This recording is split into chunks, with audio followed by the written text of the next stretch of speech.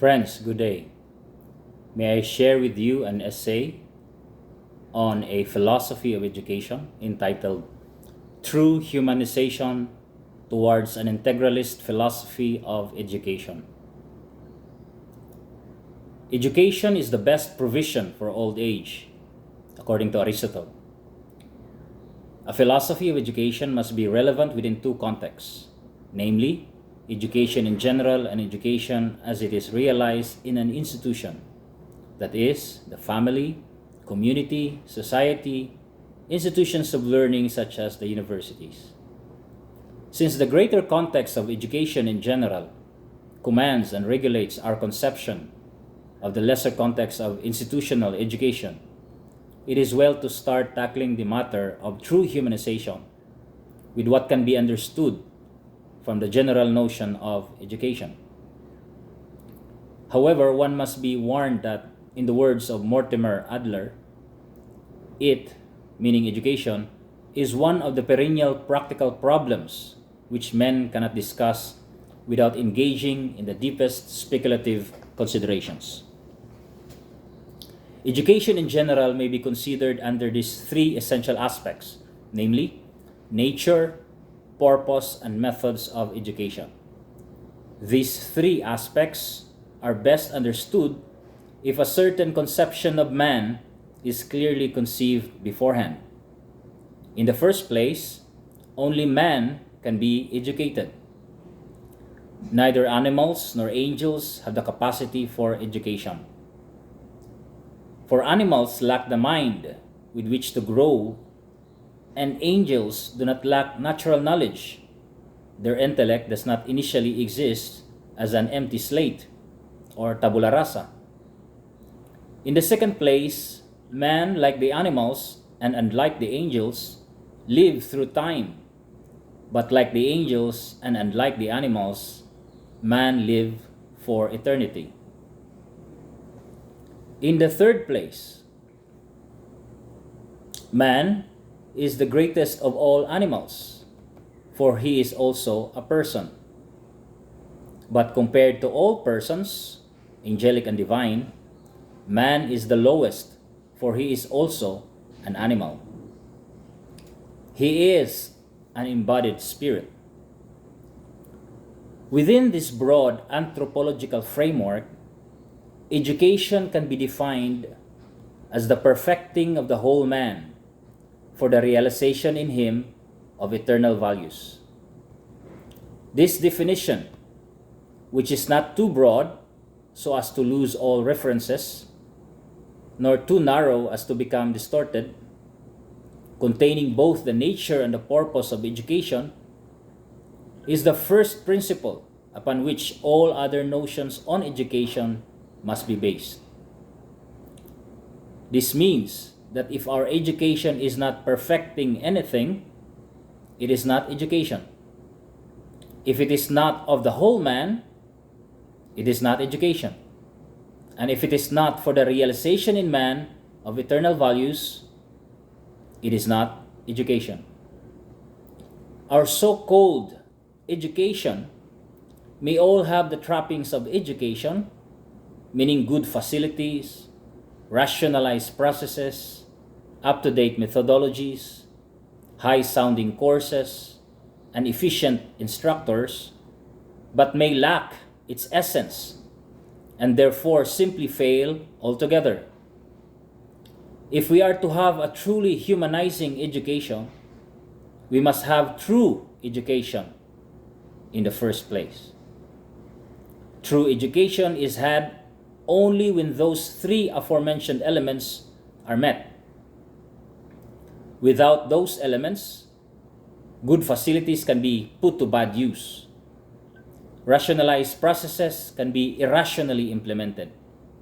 Up-to-date methodologies can become progressively irrelevant, even as they are updated for the sake of updating only. High-sounding courses may reap low-thinking minds, and efficient instructors can, at the same time, become totally ineffective. Now, as it is said above, education is a work of perfecting.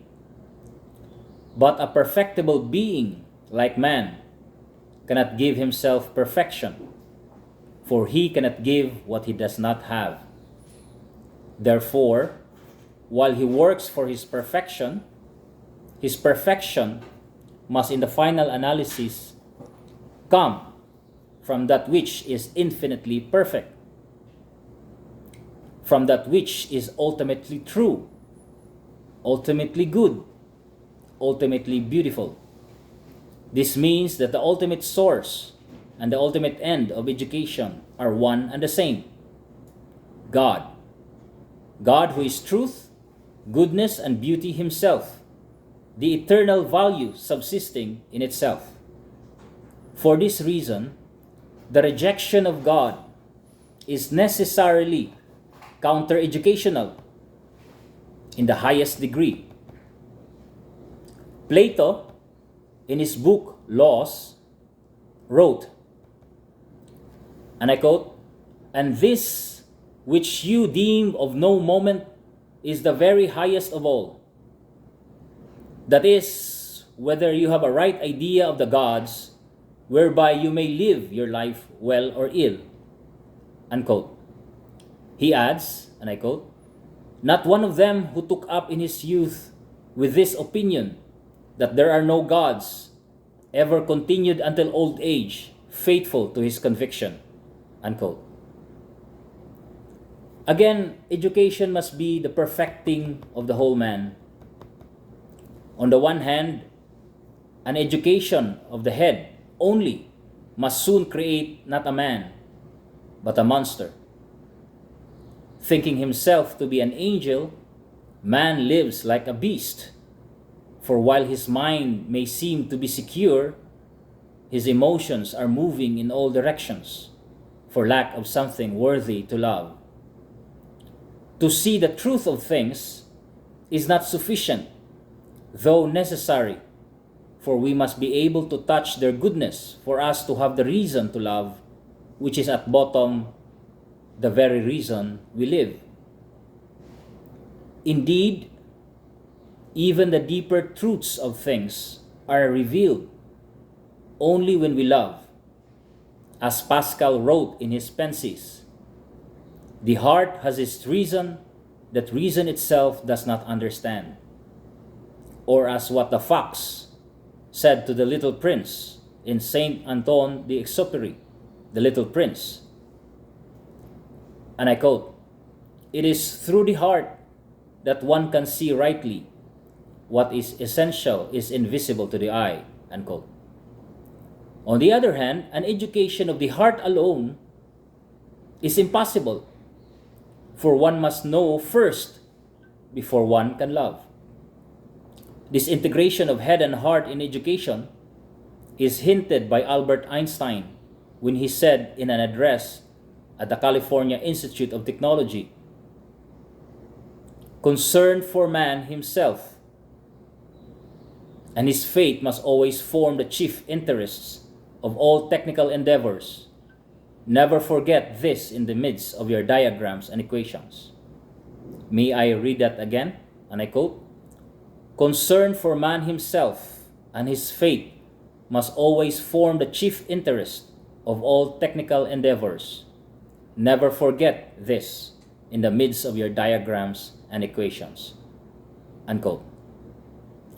Relative to the discussion above, we must distinguish between learning and morality. As can be gleaned above, both are essential parts of education. But the greater and higher part, which is determinative of education, is morality, for which learning must act as ground and support. Learning concerns itself more with knowing. Morality, on the other hand, concerns itself more with doing and being. Although there is no doing without knowing, it is in the former that we realize in us the eternal values. For eternal values require our response. The perfection of man and the educational process it requires cannot be attained if we only know the truth. We must also do the good that is demanded of us. And in knowing the truth and in doing the good, we become beautiful. Man, therefore, may become learned, but at the same time, uneducated. He may even become uneducated because he is very learned. For knowledge can become an occasion for pride, so that for all his knowledge, he still lacks wisdom. Wisdom being impossible for a man who lacks humility. How then does true education come about? Here we talk of the methodologies of education. We must, however, be set loose from the grip of narrow-mindedness caused by reductionism or the limiting of reality and its understanding to one or two of its parts, and considering these parts to be the whole of reality or what can be understood of it. Here we must broaden our materialized conception of methodology from method as a tool to attain a certain effect, to a more formal conception of that by which something is realized. With this broadened concept, which is now the concept of efficient cause, the concept of the employer of the tool, or simply that of the agent, who may not necessarily use tools, can also be included. Based on what was established in the foregoing, it must be said that God is the ultimate agent of man's education. God is our teacher. But it must be added that man himself is also a cause of his education. Since the perfection of man happens within his being, which implies the use of his own reason and his own free will, the action of God as ultimate cause must be tied with man's cooperation as proximate cause. In other words, man cannot be forced to perfection. Hence, we have the teacher and the student as proximate causes of education. Having said this, we must not be too hasty to imagine a classroom situation. For education, for that would be a reductive conception based on a univocal interpretation of the words teacher and student. If teacher-student relationship is understood analogously, as it should be, in accordance with our non-reductive idea of education, and if the human condition is amply considered, then the whole society can be considered a teacher to each of her members, the whole family to each of her members, a friend to his friend, a colleague to his colleague, even a student to his teacher, etc.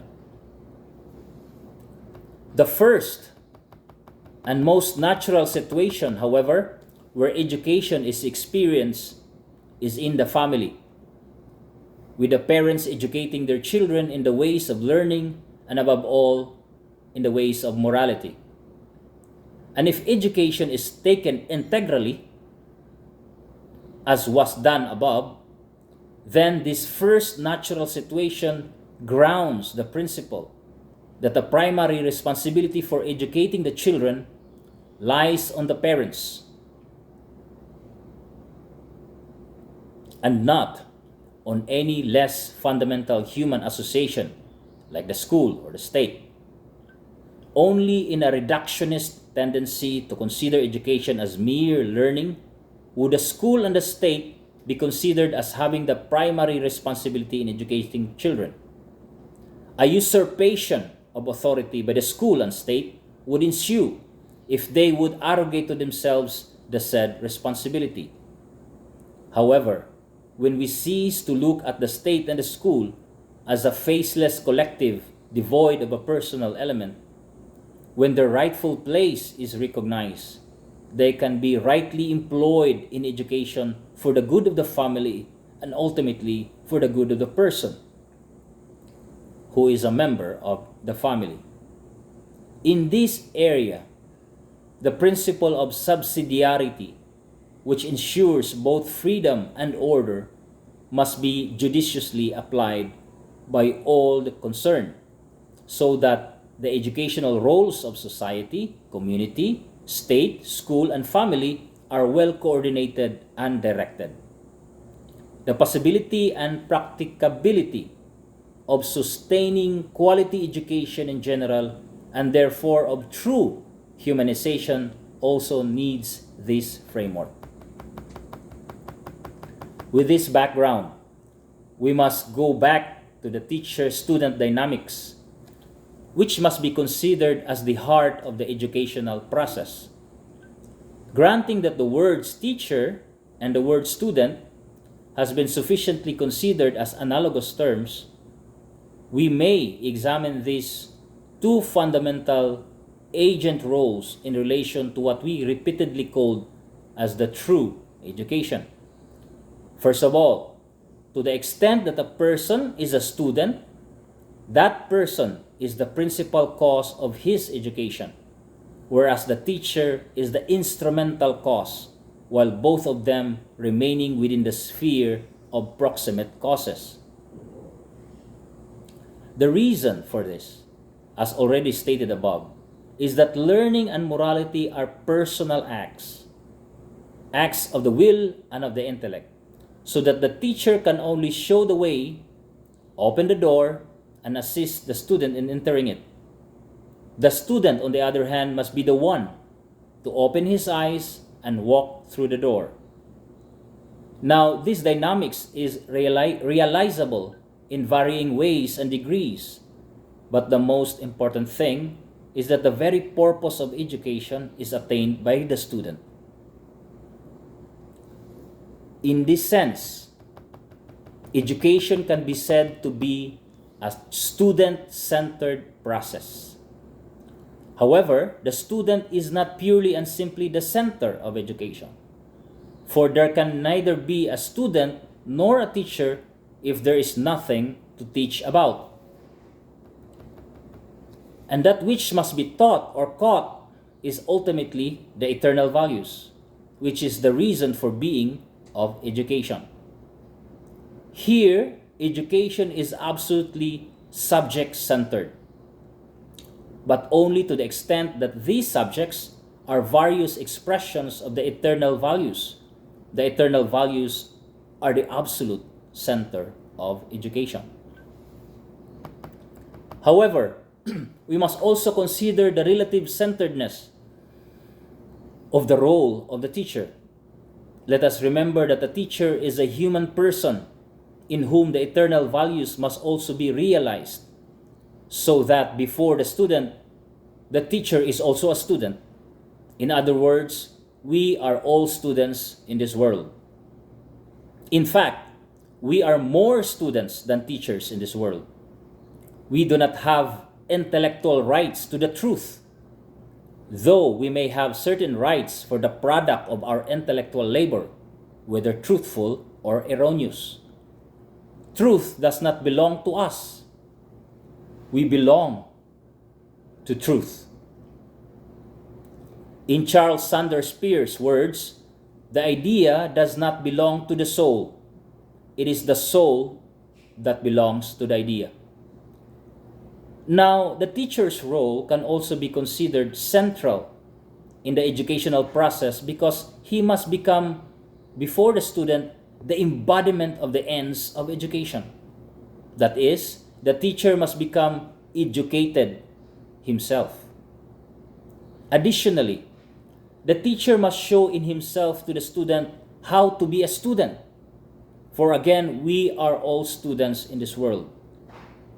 But by being a better student than the teacher, in being a student, the student teaches the teacher indirectly how to teach. From a more practical point of view, in relation to the three centers of education, it must be said that both student and teacher must look at eternal values as the center. The teacher must look at the student and eternal values as the centers, and the student must look at the teacher and eternal values as the centers. In this way, there can be no conflict in the process, and respect for the proper places of each is well given. This state of affairs is well obtained in Maimonides in his guide for the perplexed. When Maimonides said that when I find the road narrow and can see no other way of teaching a well-established truth except by pleasing one intelligent man and displeasing 10,000 fools, I prefer to address myself to the one man. Let me read it again. From Maimonides, the guide for the perplexed. And I quote, "When I find the road narrow and can see no other way of teaching a well-established truth except by pleasing one intelligent man and displeasing 10,000 fools, I prefer to address myself to the one man." Unquote. Here you find the absolute centrality of the eternal values and the respective relative centrality of teacher and student.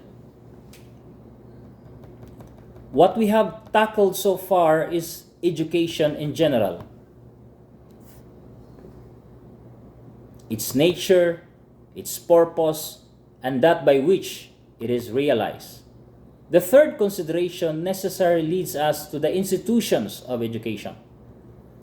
Where do we find this essential educational process that is the teacher-student dynamics, wherein the teacher and the student effect education in their own respective ways as teacher and student? We have already said a few words on the family as a primary venue for education. It must be added that the family educates the child through the expressions of love found in the family. That is, when parents love each other and love the children they have, and the children's reciprocal love to their parents. Here, the ABCs of both learning and morality are taught and caught in an atmosphere of giving, sharing, sacrifice, duty, responsibility, respect, care, understanding, and compassion. At the most basic unit of society, the family. Therefore, where persons clearly exist for persons, education is realized in its most essential form: the formation of man with love, in love, through love, and for love. At the foundation of the family is, of course, the spousal love between husband and wife, upon which also the effectiveness of their being teachers to their children is based.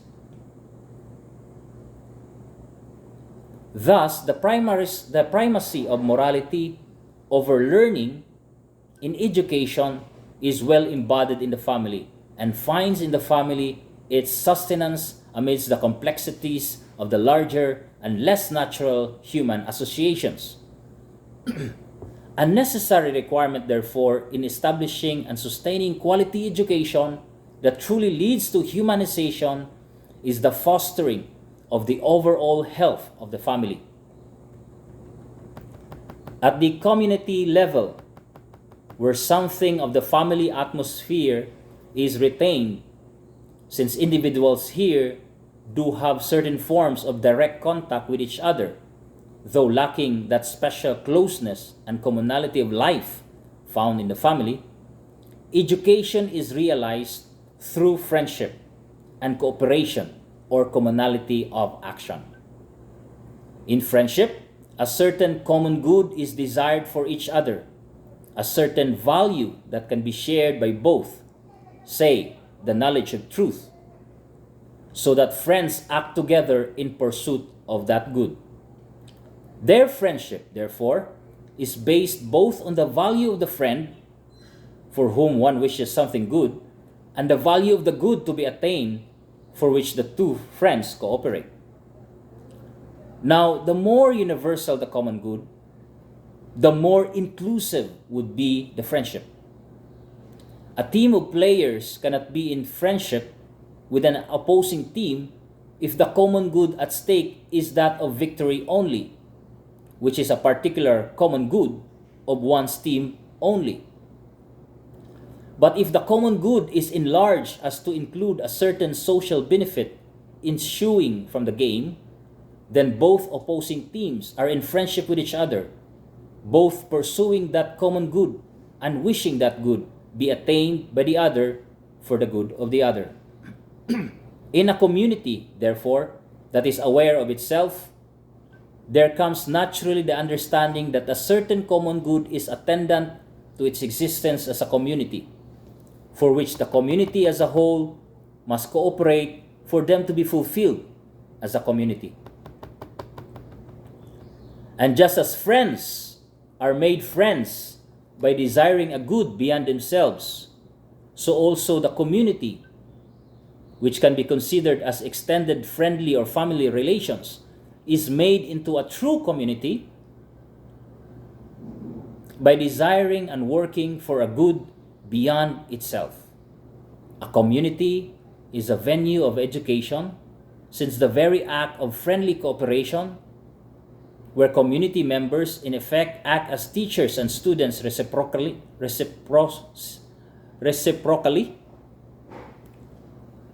is formative of the person. As it is with the family, the health of the community is also needed for true education and humanization. In a much larger context of society, the dynamics between teacher and student is not well defined except in the area of governance, where the state, which is the political embodiment of society, or the government, which is its political arm, acts to make, execute, and interpret laws. The citizen is, as it were, a student before the government, acting as a teacher through the legal and political system. Moreover, society educates man also through culture, which is both product and raw material of his particular attainment or non-attainment of the eternal values in the world.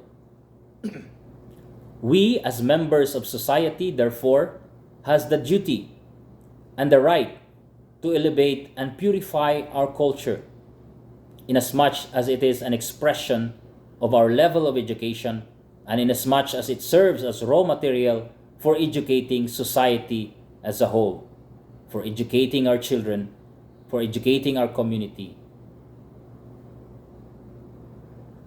Furthermore, in the dissemination of culture in our times, we can consider two institutions which function as concentrated sources of information and learning: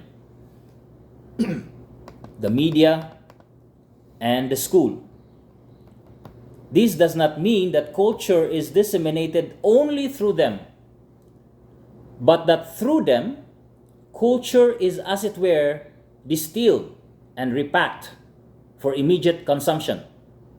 There are two ways of looking at this concentration of sources of information and learning. There is the reductive way and there is the integralist way. The reductive way sees the media and the school as the primary sources, if not the only sources of information and learning. Culture is alive in the very ordinariness of everyday life. But with the media and the school taken reductively, culture becomes a dead matter in a museum, something to be watched, but not something to be lived. And watching for this way of looking at things is already what they call education. Thus, this manner of seeing things is compatible with a reductive view of education as mere learning, so that institutions of learning where information is concentrated are considered as the institution of education. In this way of interpreting things, if one has no bachelor's, master's, or doctoral degrees, then he is not educated. Or if one has not watched TV or browsed the internet, then he must be uneducated. Again, in this reductive and truncated way of looking at things, knowledge is power. Only those with knowledge, as evidenced by the academic degrees received or by the number of websites or peer-reviewed journals posted, are listened to, are obeyed, and are given the right to speak. Clearly, in a technocratic society, in a society where technique, usefulness, and power is given first importance, this way of looking at media and the school and at education is certainly at home. What are not at home with it are the other institutions of education. For reductionism necessarily excludes, or at least diminishes, substantially other aspects of reality. On the other hand, the integralist way of looking at things includes all other aspects of reality and recognizes their ordered places in the whole. Thus, the media and the school are rightly considered by an integralist from a holistic point of view of education. While privileged sources of information and learning for being concentrated, the media and the school still find their reason for being in the whole educational dynamics of society, community, and family, where they can be used, corrected, and improved, always against the backdrop of eternal values. Meaning, in an integralist way of looking at things, the media and the school are not masters, but servants of society, community, and family, as all these educate man in the attainment of eternal values. The media and the school are means to facilitate learning. They are not the ends themselves, the ends themselves being even attainable by other routes, for the ends are that of education as a whole, and not just of learning particularly. Let me say that again.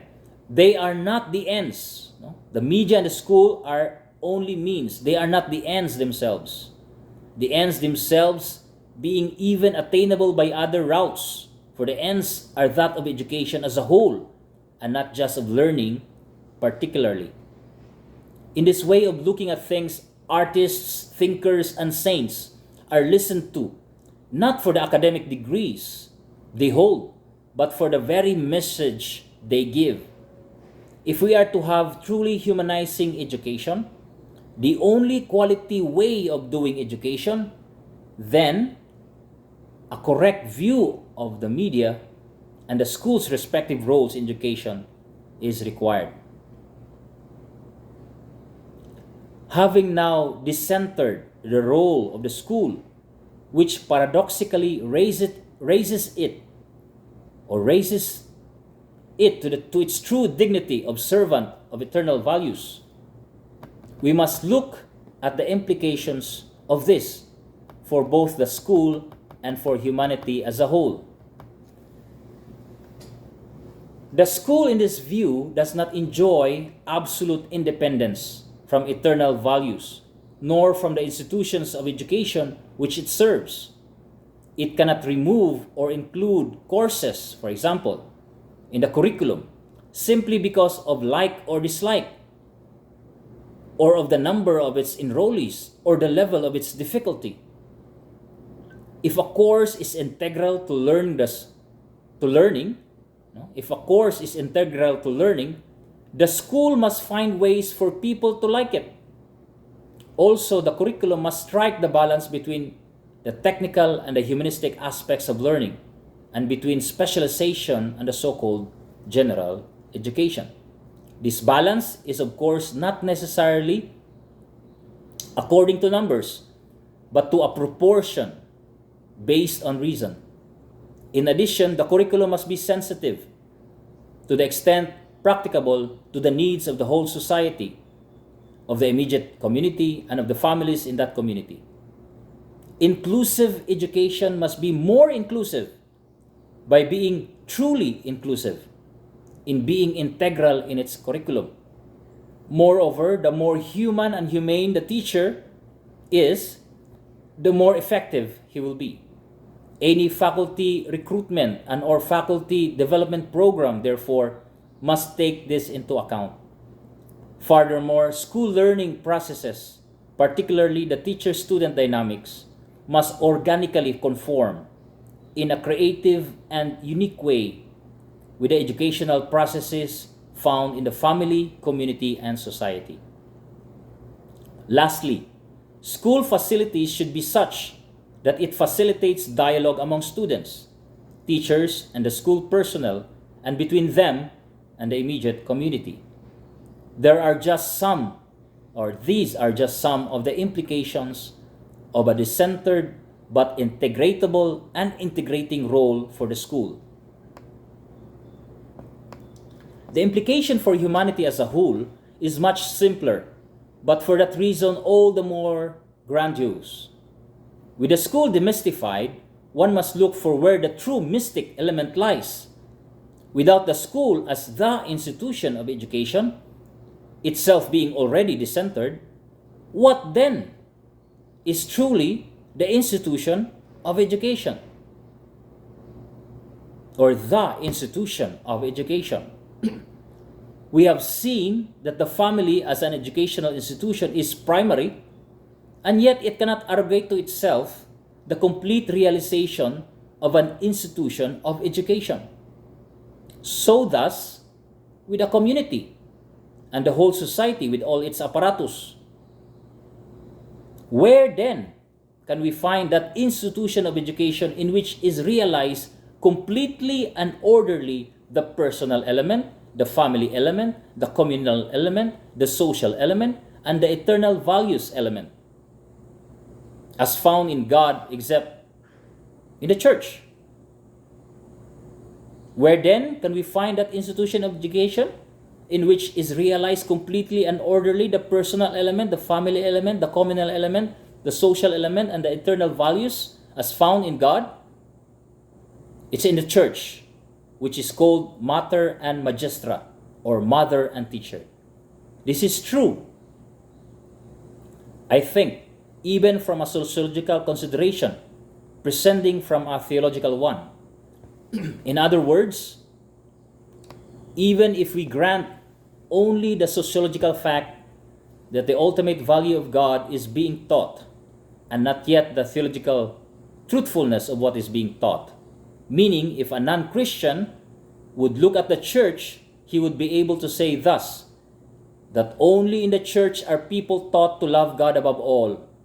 Only in the church are people taught to hold one's exercise of personal freedom as the gravest responsibility, spelling either eternal bliss or eternal damnation for the person to be enrolled into a spiritual family, to live as a communion of saints, as a mystical body whose members are we and whose head is God Himself made man. Only in the church, therefore, can there be true perfecting of the whole man for the attainment of eternal values. Only in the church, then, can there be perfectly true education and therefore also its sustainment. But is this not another reductionism, another exclusion of others? To answer this requires that we go beyond sociology and consider a theological fact, that the church exists in a mystical way, so that she is not another institution of education like the family or the school. She is the institution of education, whose universality and integrality embraces all institutions of education. The church is like a salt that purifies and gives taste without destroying that which it purifies and gives taste to. It is like the leaven that increases and not decreases the dough. It is like the light that does not hide things but reveals them. What then is true humanization vis-a-vis integral education? True humanization is God's constant invitation to man to live with Him and for Him, and man's needed response as embodied in all areas of his life. If we take this as true, then it is truer to say with John Dewey than with Aristotle that education is not preparation for life. Education is life itself. So to summarize, Let us remember, 1, every aspect of human life is indispensable for true education to happen. 2, respective roles of every institution of education are well established, preventing confusion and disorder, thereby further making possible accuracy and verification in the whole process of education. This is what we have done in the essay. Third, education is a lifelong process. Life itself is an educational journey. Fourth, education is not limited to the school environment. Culture is a vast sea of educational material. Fifth, the most comprehensive, humane, non-political educational institution is the church, which embodies the noblest way of perfecting man.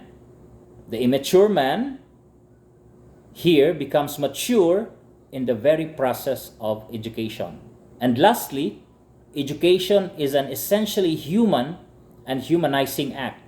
The substantial role of the family provides evidence for this nature of education.